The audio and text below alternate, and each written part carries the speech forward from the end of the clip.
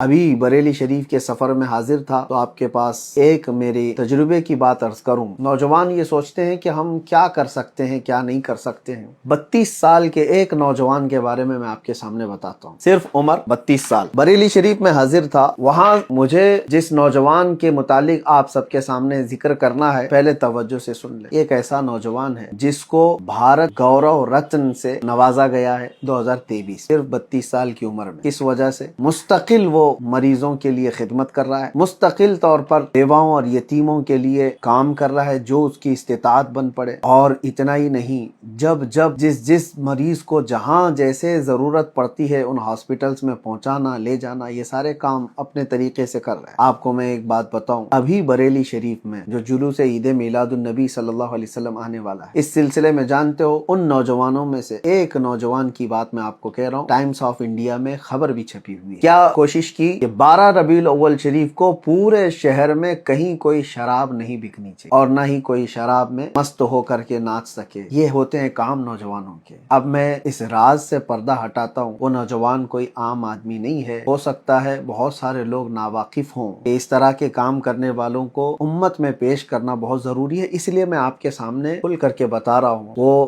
عزیز القدر محب گرامی جناب فرمان حسن خان، جو قائد ملت حضور سیدی اسجد میاں صاحب قبلہ کے داماد، 32 سال کی عمر میں آپ کو حیرت ہوگی کہ گورنمنٹ آف انڈیا سے کارپوریٹ افیئر منسٹری نے ایوارڈ سے نوازا۔ صرف یہ ایوارڈ ہو سکتا ہے دنیاوی اعتبار سے لوگ یہ سمجھ رہے ہوں بھارت گورو رتن ایک ایوارڈ ہے، لیکن مجھے حیرت اس وقت ہوئی کہ بہت سارے لوگوں کو ایوارڈ تو دیا جاتا ہے، بہت سارے لوگ ایوارڈ لیتے رہتے ہیں، لیکن آپ کو پتا ہے کہ 2025 کے U P S C board کے ایگزام میں، U P S C board آپ جانتے ہیں پورے انڈیا کا یہ سب سے بڑا امتحان ایگزام ہے جس سے بڑے بڑے آفیسر بنتے ہیں۔ U P S C board کے ایگزام میں سوال پوچھا گیا ہے کہ وہ کون ہے جس کو 2023 میں بھارت گورو رتن ایوارڈ سے نوازا گیا ہے۔ وہ کوشچن پیپر بھی موجود ہے، کوشچن پیپر میں، اور آنسر میں یہی کہا گیا ہے کہ فرمان حسن خان۔ یہ بڑی خوشی کی بات ہے، میرے لیے بھی بڑی خوشی کی بات ہے۔ بہت سارے لوگ یہ تان و تشنیع کرتے رہتے ہیں کہ سنی کیا کر رہے ہیں، سنی یہ کر رہے ہیں۔ یہ اور بات ہے کہ وہ نام و نمود کے لیے